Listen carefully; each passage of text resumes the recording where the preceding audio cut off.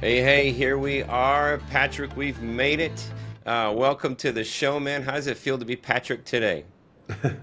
Feels great. Thank you for having me on. And before I do, I just want to tell your viewers and listeners, if you haven't already, make sure you give them a like, make sure you give them 5 stars, leave them a review, because Brett is really making a difference over here. But a little bit about me. So again, we help small business owners access 0% interest capital, anywhere between 50 to 250,000. Been doing that since around 2020. Before that, I was doing marketing. So I wouldn't say I had a marketing agency. I was more of a freelancer, helping small businesses with client acquisition, running their ads online. And I don't know if you remember of an app called Clubhouse. Hmm. It's a voice app. Back around the pandemic, kind of got really big because you needed a special invite to get in. At the time, there was a lot of big head figures like Grant Cardone, all these big CEOs, and I was just a fly on the wall. And in one of those rooms, they start talking about business credit, corporate credit. And it just blew my mind because at some point I had a brick and mortar metal recycling yard doing $2 million a year in revenue. And even then, I had never tapped into business credit or known about it. So I know I deal with a lot of business owners now that have been in the same exact situation as me, where their business is doing great, but they're working either with their own hard earned savings or cash flow, and it just seems to be never enough. Yeah, so basically, you have 3 C's. If you're looking to get funded, you're either going to need one or a combination of these three, which is credit, cash flow, or collateral. So when it comes to obtaining these lines of 0% interest, we're typically leveraging credit, personal credit. And unlike most funding companies out there, we realize that this is short-term financing. So this is basically to sort of satisfy your immediate need for capital, help you grow, help you expand. And our main goal really is to make you bankable. And what is bankable? Bankable is essentially just building your business out to where it could stand on its own 4 legs at some point. Because business credit cards and the 0% stuff, it's almost like an ascension model. It's really just the beginning of your business financing journey. At some point, you probably want to get either a line of credit or a term loan that can go up to 5 years and much better rates. And that's what we're here to do. So we always look at what can we get you now, and then we set up a plan for you in terms of a long-term funding plan as well. 99% of businesses are actually not bankable. And what that means is that if a business is not bankable and doesn't do anything to help them get there, they will pretty much always be stuck and have to resort to what we call our non-bankable financing programs or the immediate capital stuff. So things like revenue-based lines of credit, which typically can come with anywhere between 20 to 30% interest rate. Oh, wow. We're looking at maybe business credit cards, which are great because again they can offer 0% for anywhere between 9 to 18 months, and a lot of times, if done right, it could be repeated. But these are pretty much, like I said, short-term sort of gains, right? Because after that 0%'s over, if let's say you don't have us with a plan, you're stuck with 20, 25% interest rates as well. Hmm. So what we want to do basically, and the reason why 99% of businesses are not bankable is because what happens is when you go apply for a term loan at a bank, the reason why 99% of businesses are denied is because of lender compliance. So a lot of times it might not be even because of your credit score.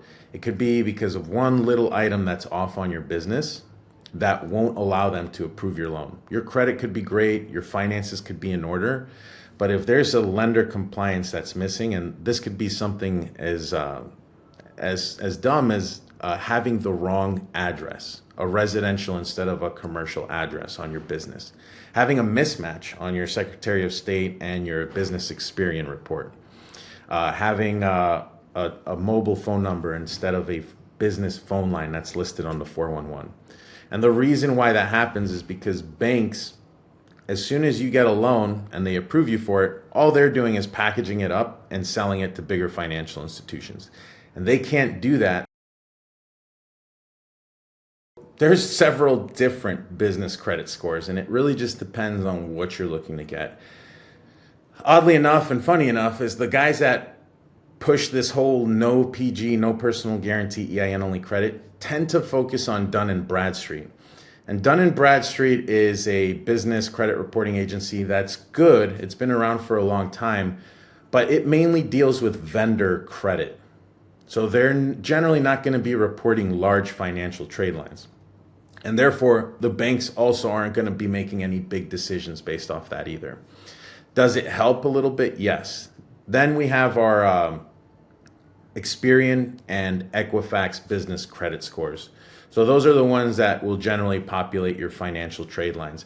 And this is why I say, like, the 0% credit stack is really just the beginning of anyone's journey, whether they're a startup business or they just haven't gone into the world of business finance.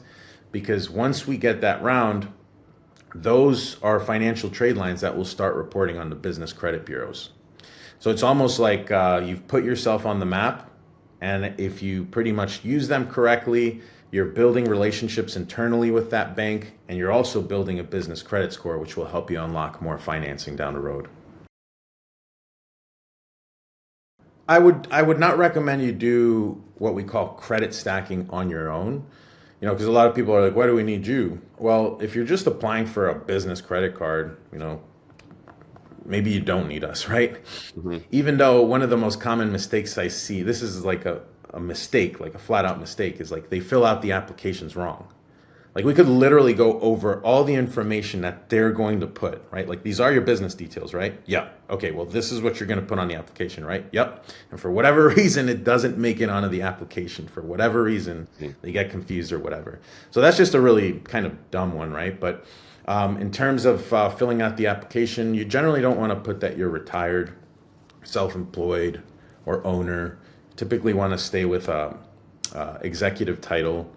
And that sort of opens up another can of worms in a different subject of basically you want to be paying yourself a salary. That's going to help a lot when you're going for financing. So that also, a lot of people might not know, but you have to read the applications. A lot of them do ask for projected income. So it's not to say that you're going to lie, but you know, again, if you're in business, you have a business plan, just maybe give them an optimistic sort of projection of what you aim to do if you were to get that funding. Mm-hmm. And then in terms of when you decide to go to other stacking companies, the problems here is they just want money. That's what it boils down to. And, you know, we're all here to make money, but I really enjoy what I do. The approval side is the funnest part. And my biggest nightmare is basically having somebody end up in a worse situation than before they met me. And unfortunately, I see that with a lot of funding companies here. And what they'll often do is they'll shotgun applications. And like I seen it recently, there was a prospect, never turned into a client.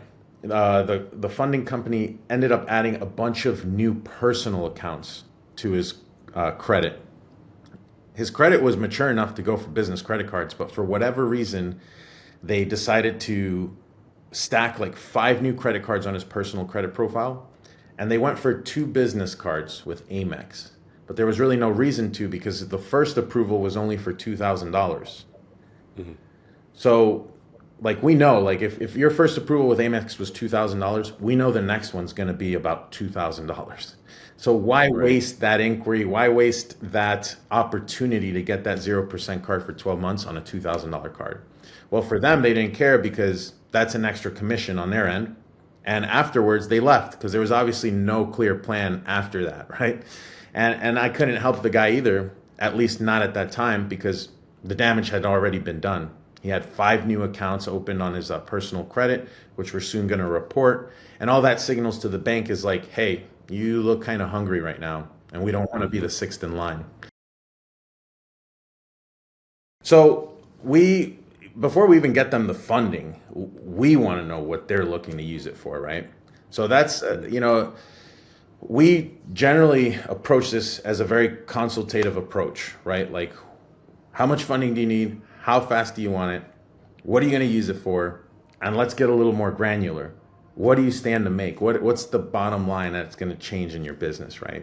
Because then we can start to look at, number one, how much funding we need to get, and number two, a lot of people, 0% is great, but like I said, sometimes it's best mixed with other stuff, right? So, I've had clients come in and be like, yeah, I want to buy a truck with the 0% I just got. I'm like, that's good, but maybe just use the 0% for the down payment and then get yourself an actual product that's designed for that piece of equipment or product that you're getting, right? So like equipment financing or truck financing. So guiding them through exactly what they need. Most people, luckily, that we work with already have a business that's off the ground. They have a good idea of what to do. But a lot of times they might be maybe missing something other than marketing. And this is very common. Like most people and I'll be the first to tell them, they come in for marketing, but they really just need more business, like more cash flow. So we do have referral partners for all kinds of things, whether it be marketing, business formation services, websites, things like that.